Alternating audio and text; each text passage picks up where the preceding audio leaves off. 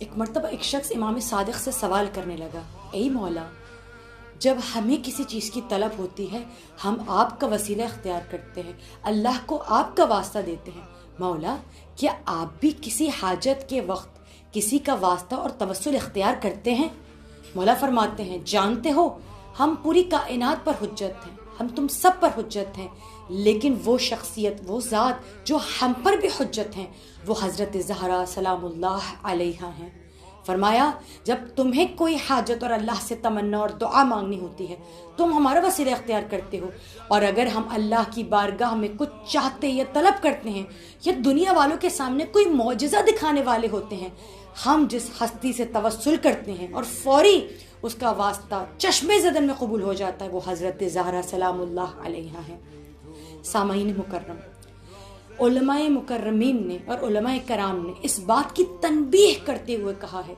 کہ اگر کوئی بڑی حاجت ہو، کوئی ایسی تمنا جس کے پورے نہ ہونے پر آپ کو تیقن حاصل ہو جائے، آپ کو معلوم ہو کہ یہ قبول ہونا تو ممکنات سے ہے ہی نہیں، فرمایا تب جا کے حضرت زہرا کا توسل اختیار کرنا، تب جا کے حضرت زہرا کا نام بیچ میں لانا۔ کیوں؟ حضرت زہرا کا نام سن کر عرش الہی کانپ اٹھتا ہے۔ میرا آزمودہ، میرا مجرب ترین عمل ہے،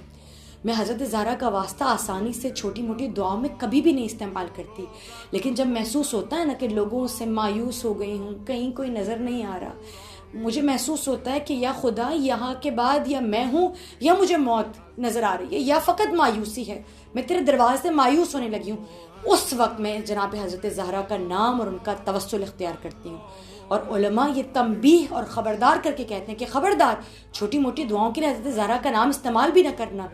جب یہ چاہو کہ تمہاری دعا چشم زدن میں قبول ہو جائے، آسمان کی جانب دیکھنا اور ایک مرتبہ 3 دفعہ کہنا، یا اللہ یا اللہ یا اللہ،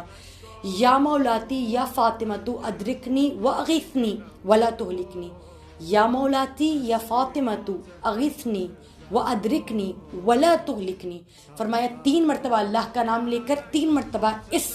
عمل کو، اس ذکر کو، اس دعا کو کرو، اور پھر فرمایا اپنے دعا کو طلب کرو، اور پھر دعا طلب کرنے کے بعد حضرت زہرا کو امام حسین کا واسطہ دو اور کہو، یا زہرا میں نے آپ کا نام بارگاہ ایزدی میں پہنچا دیا ہے، یہ وہ نام ہے کہ جس نام کا واسطہ امام حسین کو ابو جہل جیسا آدمی دیتا تھا، امام رد نہیں کرتے تھے۔ روایت کہتی ہے اگر حضرت عباس سے کچھ مانگنا ہوتا تھا 1 مرتبہ فاطمہ کا نام لیتے تھے، حضرت فاطمہ دشمن کے سامنے، حضرت عباس دشمن کے سامنے حضرت فاطمہ کا نام سن کر ہتھیار پھینک دیا کرتے تھے۔ روایت کہتی ہے ایک مرتبہ حاکم شام امام حسن کے سامنے آیا اور کچھ طلب کرنے لگا۔